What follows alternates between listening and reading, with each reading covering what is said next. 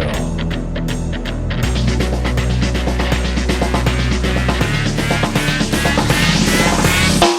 Make way, here comes the king. Roberto's classy shiny bling bling thing. Moving like a wrecking machine. Get alive, he's the best, listen up.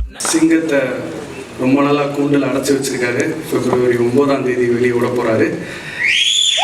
Q கொடுத்த உடனே வராரு பார்த்தீங்களா? அதான் எங்கள் தலைவன் தயாரிப்பாளர் ஞானவேல் ராஜா sir அவர்கள் சில வார்த்தைகள் பேசுகிறார்.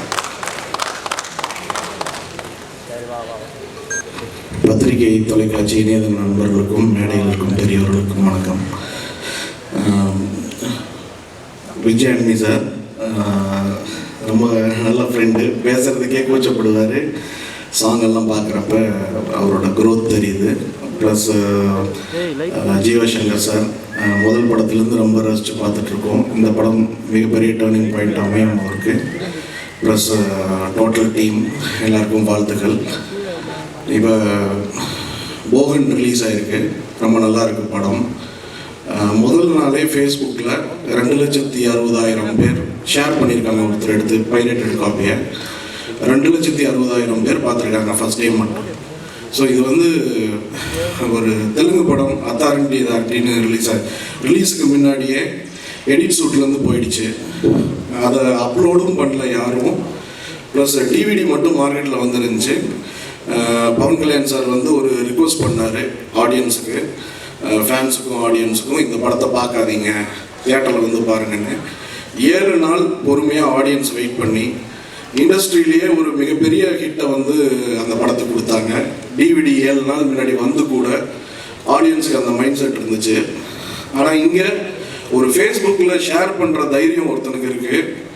இப்போ 9ஆம் தேதி படம் ரிலீஸ் சிங்கம்.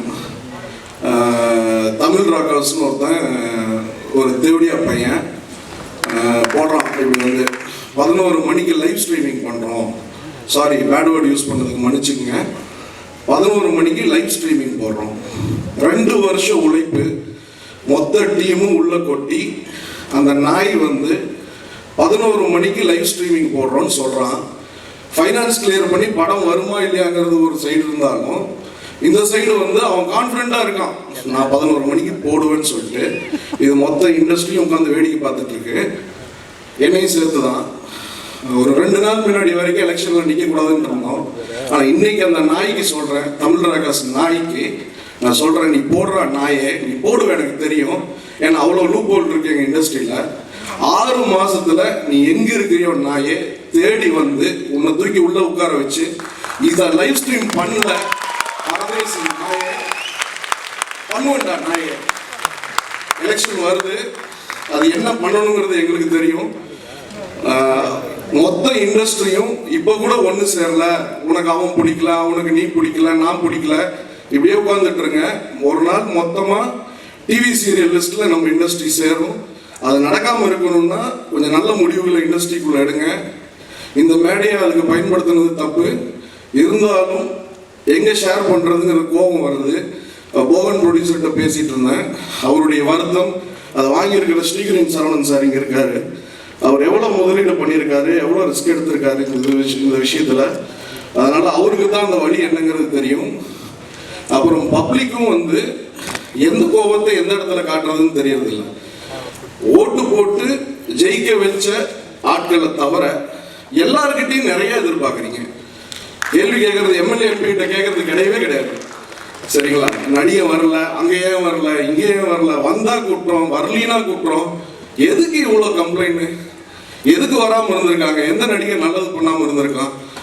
எந்த டிபார்ட்மெண்ட் எடுத்தீங்கன்னாலும், ஒரு டாக்டர் எடுத்து, சினிமா இண்டஸ்ட்ரியில் மட்டும்தான் எந்த ஒரு பொது விஷயம் நடந்தாலும் சரி, முதல் ஆளாக வரிஞ்சு கட்டிட்டு ரசிகர்களை கூட்டிகிட்டு போகிறதுலேருந்து சரி, பாக்கெட்லேருந்து காசு எடுத்து செலவு பண்ணுறதும் சரி, விஜய் சார் எடுத்துட்டாலும் சரி, ரஜினி சார் எடுத்துட்டாலும் சரி, சூர்யா சார் எடுத்துட்டாலும் சரி, அகரமுக்கு எத்தனை 4.5 கோடி ரூபா வருஷத்துக்கு செலவு பண்ணிட்டு இருக்காரு எஜுகேஷனுக்கு. கிட்டத்தட்ட 4,500 பேர் இது வரைக்கும் அதில் பெனிஃபிட் ஆகிட்டு மாதம் 50,000 1.5 லட்சம் ரூபா வரைக்கும் சம்பளம் வாங்கி தன் குடும்பத்தை காப்பாற்றிட்டு இருக்காங்க. அதுலேருந்து படித்து வந்த மாணவர்கள். ஏன் கம்ப்ளைண்ட் பண்ணிகிட்டே இருக்கிறீங்க? ஒரு விஷயம் நடந்துச்சுன்னா உடனே ஒரு நேரம் சாப்பாடு சரியில்லைன்னா உடனே சொல்லிடுவீங்களா?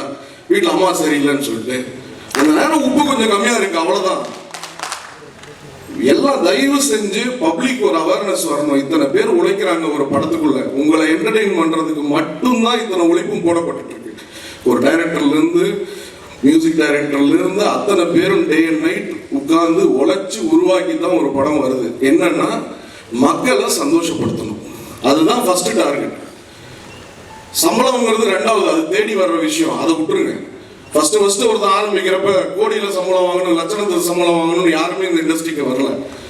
எல்லாரும் ஃபர்ஸ்ட் விஷயம் இது செலக்ட் பண்ணிட்டு வர்றது என்னன்னா ஒரு ரெக்கக்னிஷனும் பப்ளிக்கை சந்தோஷப்படுத்துற ஒரு தொழிலுங்கிற ஒரு விஷயத்துக்கு தான். அதுக்கான மரியாதையும் தயவு செஞ்சு பப்ளிக் வந்து இங்க இந்த இண்டஸ்ட்ரியில இன்வால்வ் ஆகிறவங்களுடைய ஹார்ட் ஒர்க்குக்கு தரணும். பைரசியை தவிர்க்கணும். Plus Tamil Rockers definitely you will get nicely within 6 months. Plus press media, அது நீங்கள் அண்டர்ஸ்டாண்ட் பண்ணிப்பீங்கன்னு தெரியும். ஒரு தப்பான ஒரு ஆள் வந்து என்கரேஜ் பண்ணாதீங்க, பைரசி என்கரேஜ் பண்ணாதீங்க. இது இன்னொருத்தனுடைய இடத்துல வந்து பட்டா போட்டு ரவுடி உட்கார்ற கதை தான் இது. தயவு செஞ்சு இது பெரிய டிஃப்ரென்ஸோ எதுவுமே கிடையாது. தயவு செஞ்சு சப்போர்ட் பண்ணுங்க, இண்டஸ்ட்ரியை சப்போர்ட் பண்ணுங்க. மேடையில் இருக்கும் பெரியவர்கள் ஏதாவது தவறாக நான் பேசியிருந்தா மன்னிக்கணும். நன்றி, வணக்கம்.